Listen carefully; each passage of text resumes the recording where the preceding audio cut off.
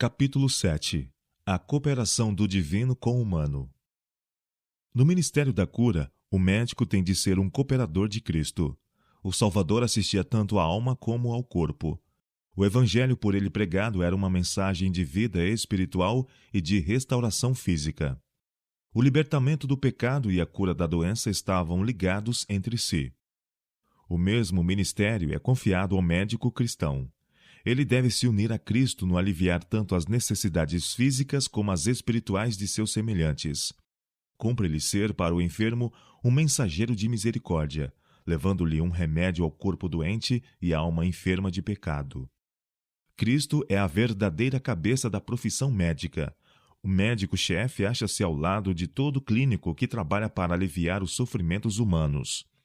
Ao mesmo tempo que emprega remédios naturais para a doença física, o médico deve encaminhar seus doentes àquele que pode aliviar tanto os males da alma como os do corpo. Aquilo que os médicos só podem ajudar a fazer é realizado por Cristo. Eles se esforçam por auxiliar a operação da natureza na cura. Quem cura é o próprio Cristo. O médico busca conservar a vida. Jesus a comunica.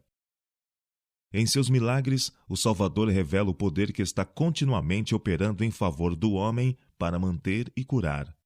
Por intermédio de agentes naturais, Deus está operando dia a dia, hora a hora, momento a momento, para nos conservar em vida, construir e restaurar-nos.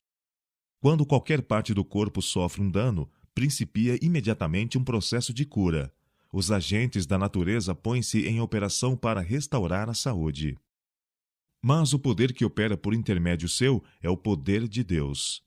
Todo poder comunicador de vida tem nele sua origem. Quando alguém se restabelece de uma enfermidade, é Deus que o restaura. Doença, sofrimento e morte são obra de um poder antagônico. Satanás é o destruidor, Deus, o restaurador. As palavras dirigidas a Israel verificam-se hoje naqueles que recuperam a saúde do corpo ou da alma. Eu sou o Senhor, que te sara. Êxodo capítulo 15, verso 26. O desejo de Deus para com toda a criatura humana exprime-se nas palavras.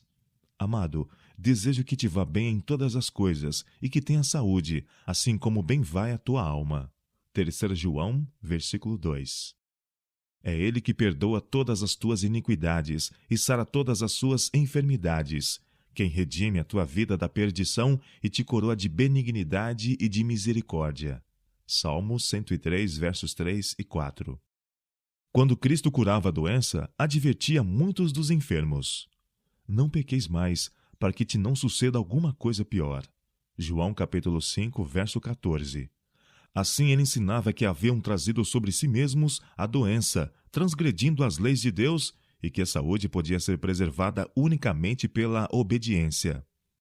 O médico deve ensinar a seus pacientes que devem cooperar com Deus na obra de restauração.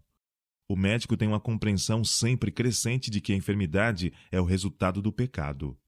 Sabe que as leis da natureza são tão verdadeiramente divinas como os preceitos do Decálogo, e que unicamente obedecendo-lhes podemos conservar ou recuperar a saúde. Ele vê sofrendo muitos em resultado de práticas nocivas, os quais poderiam ser restituídos à saúde caso fizessem o possível em benefício de sua própria cura. Precisam que se lhes ensine que toda prática destrutiva das energias físicas, mentais ou espirituais é pecado, e que a saúde tem de ser garantida por meio da obediência às leis estabelecidas por Deus para o bem da humanidade. Quando um médico vê um doente sofrendo uma doença ocasionada por regime alimentar impróprio ou outros hábitos errôneos, e todavia deixa de dizer-lhe isto, está fazendo um mal a seu semelhante. Bêbados, maníacos, os que se entregam à licenciosidade, todos apelam ao médico para que lhes declare positiva e claramente que o sofrimento é resultado do pecado. Os que compreendem os princípios da vida deviam ser zelosos em lutar para combater as causas das doenças. Vendo contínuo conflito com a dor, trabalhando constantemente para aliviar o sofrimento, como pode o médico manter-se em silêncio? É ele benévolo e misericordioso se não ensina a estrita temperança como remédio contra a doença? Torne-se claro que o caminho dos mandamentos de Deus é a vereda da vida. Deus estabeleceu as leis da natureza, mas suas leis não são arbitrárias exigências. Todo não farás, seja na lei física, seja na moral, implica uma promessa. Se obedecemos, a bênção nos seguirá aos passos. Deus nunca nos força a fazer o que é direito, mas nos procura salvar do mal e levar-nos ao bem. Chame-se atenção às leis ensinadas a Israel. Deus lhes deu definidas instruções quanto a seus hábitos de vida. Deu-lhes a conhecer as leis relativas tanto ao bem-estar físico como ao espiritual, e sob a condição de obediência assegurou-lhes: "E o Senhor de ti desviará toda enfermidade." Deuteronômio capítulo 7, verso 15. Aplicai o coração a todas as palavras que hoje testifico entre vós. Deuteronômio capítulo 32, verso 46. Porque são vida para os que as acham e saúde para o seu corpo. Provérbios capítulo 4, verso 22. Deus deseja que alcancemos a norma de perfeição que o dom de Cristo nos tornou possível. Ele nos convida a fazer nossa escolha do direito, para nos ligarmos com os instrumentos celestes, adotarmos princípios que hão de restaurar em nós a imagem divina. Na palavra escrita e no grande livro da natureza, ele revelou os princípios da vida. É nossa obra obter conhecimento desses princípios e, pela obediência, cooperar com ele na restauração da saúde do corpo, bem como da alma. Os homens precisam saber que as bênçãos da obediência, em sua plenitude, eles só podem fruir à medida que receberem a graça de Cristo. É sua graça que dá ao homem poder para obedecer às leis de Deus. É isso que o habilita a quebrar as cadeias do mau hábito. Esse é o único poder que pode colocá-lo e conservá-lo firme no caminho do direito. Quando o Evangelho é recebido em sua pureza e poder, é uma cura para as doenças originadas pelo pecado. O sol da justiça ergue-se, trazendo salvação nas suas asas. Malaquias capítulo 4, verso 2. Todos os recursos do mundo não podem curar um coração quebrantado, nem comunicar paz de espírito, nem remover o cuidado, nem banir a enfermidade. A fama, o engenho, o talento são todos impotentes para alegrar um coração dolorido ou restaurar uma vida arruinada. A vida de Deus na alma, eis a única esperança do homem. O amor difundido por Cristo por todo o ser é um poder vitalizante. Todo órgão vital, o cérebro, o coração, os nervos, esse amor toca, transmitindo cura. Por ele são despertadas para a atividade as mais altas energias do ser. Liberta a alma da culpa e da dor, da ansiedade e do cuidado que consomem as forças vitais. Vem com ele serenidade e compostura. Implanta na alma uma alegria que coisa alguma terrestre pode destruir, a alegria do Espírito Santo, alegria que comunica saúde e vida. As palavras de nosso Salvador, vinde a mim, e eu vos aliviarei, são uma receita para a cura dos males físicos, mentais e espirituais. Embora os homens hajam trazido sobre si o sofrimento por causa de suas más ações, ele os olha com piedade. Nele pode encontrar socorro. Grandes coisas fará por aqueles que nele confiam. Se bem que por séculos o pecado tem estado a intensificar seu domínio sobre a raça humana, não obstante, por meio de mentiras e artifícios, Satanás haver lançado a negra sombra de sua interpretação sobre a palavra de Deus e feito os homens duvidarem de sua bondade, a misericórdia e amor do Pai não têm cessado de fluir em abundantes torrentes para a terra. Se os seres humanos abrissem as janelas da alma em direção ao céu, apreciando as divinas dádivas, por elas penetraria uma onda de restauradora virtude. O médico que deseja ser um aceitável cobreiro de Cristo esforçar-se-á por se tornar eficiente em todos os ramos de seu trabalho. Estudará diligentemente a fim de se habilitar para responsabilidades de sua profissão e buscará com afinco atingir uma norma mais elevada, procurando crescente conhecimento, maior habilidade e mais profundo discernimento. Todo médico devia compreender que aquele que faz um trabalho fraco e ineficiente está causando prejuízo não só ao doente, como também a seus colegas de profissão. O médico que se satisfaz com uma baixa norma de competência e conhecimento não somente amesquinha a profissão médica, mas desonra ao próprio Cristo, o médico-chefe. Os que se sentem inaptos para a obra médica devem escolher outra profissão. Os que são capazes de cuidar dos doentes, mas cuja educação e habilitações médicas são limitadas, fariam bem em empreender as partes mais humildes dessa obra, trabalhando fielmente como enfermeiros. Mediante paciente serviço, sob a direção de hábeis médicos, poderão aprender continuamente e, aproveitando toda a oportunidade de adquirir conhecimento, torna-se, a seu tempo, plenamente habilitados para realizar obra médica. Que os médicos mais jovens, cooperando também com ele, o médico-chefe, não recebam a graça de Deus em vão, não dando escândalo em coisa alguma para que o ministério não seja censurado. Antes, como ministros de Deus, tornando-nos recomendáveis em tudo. 2 Coríntios capítulo 6, verso 1 e versos 3 a 4. O desígnio de Deus a nosso respeito é que avancemos sempre em direção ascendente. O verdadeiro médico missionário será um profissional de habilidade sempre maior.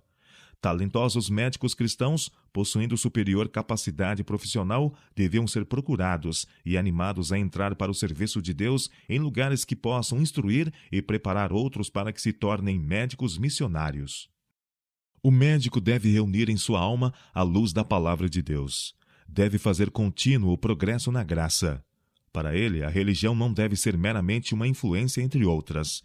Tem de ser uma força que domine todas as outras. Deve agir por elevados e santos motivos, motivos que são poderosos porque provêm daquele que deu sua vida para nos proporcionar poder a fim de vencer o mal. Se o médico se esforçar fiel e diligentemente para se tornar eficiente em sua profissão, se ele se consagrar ao serviço de Cristo e dedicar tempo para examinar o próprio coração, compreenderá a maneira de se apoderar dos mistérios de sua vocação sagrada. Poderá disciplinar-se e educar-se de tal modo que todos os que se encontram dentro da esfera de sua influência verão a excelência da educação e da sabedoria, obtidas por meio daquele que se acha ligado com Deus de sabedoria e poder. Em parte alguma, é mais necessária uma íntima comunhão com Cristo do que na obra do médico. Aquele que queira realizar devidamente os deveres médicos deve viver, dia a dia, hora a hora, uma vida cristã.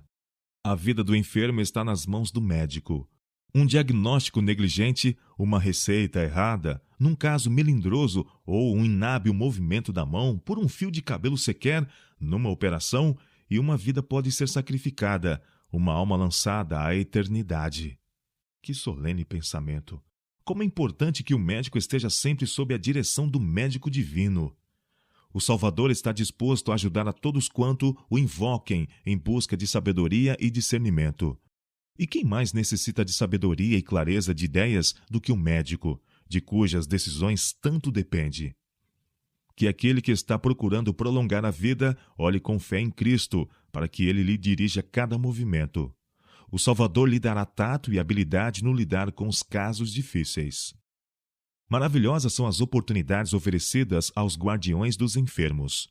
Em tudo quanto se faz para a restauração dos doentes, faça-se com que eles compreendam estar um médico procurando ajudá-los a cooperar com Deus no combate à doença. Levai-os a sentir que, em cada passo dado em harmonia com as leis de Deus, eles podem esperar o auxílio do poder divino. Se creem que o médico ama e teme a Deus, os doentes e sofredores terão muito mais confiança nele. Descansam em sua palavra, experimentam um sentimento de segurança na presença e na direção desse médico. Conhecendo o Senhor Jesus, é o privilégio do clínico cristão pedir em oração sua presença no quarto do enfermo. Antes de efetuar uma operação melindrosa, peça ao cirurgião o auxílio do grande médico.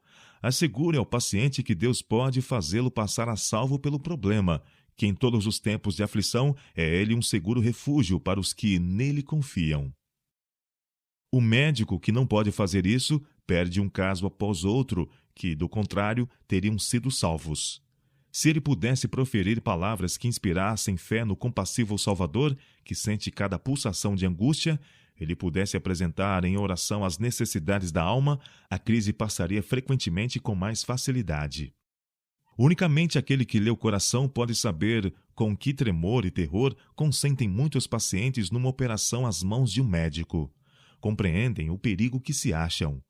Conquanto tenham confiança na competência do cirurgião, sabem que ele não é infalível.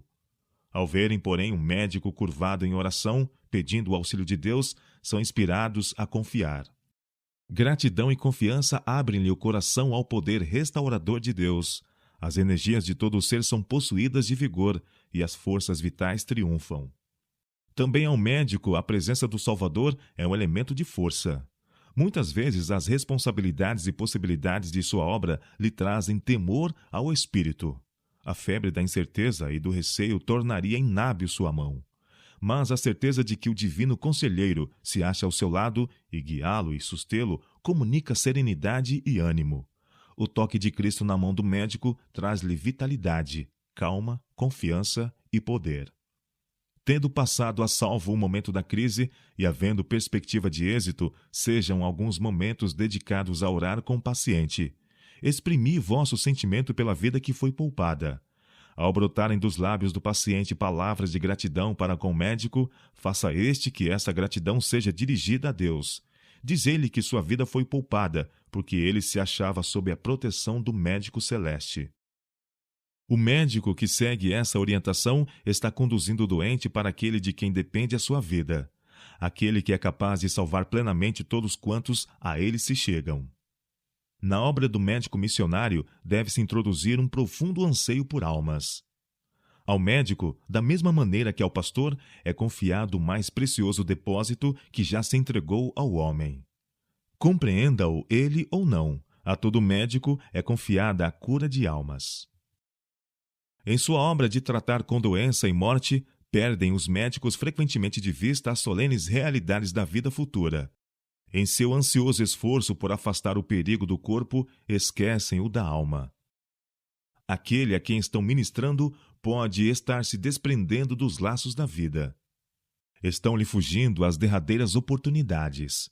Essa pessoa, o médico, há de encontrar de novo no tribunal de Cristo.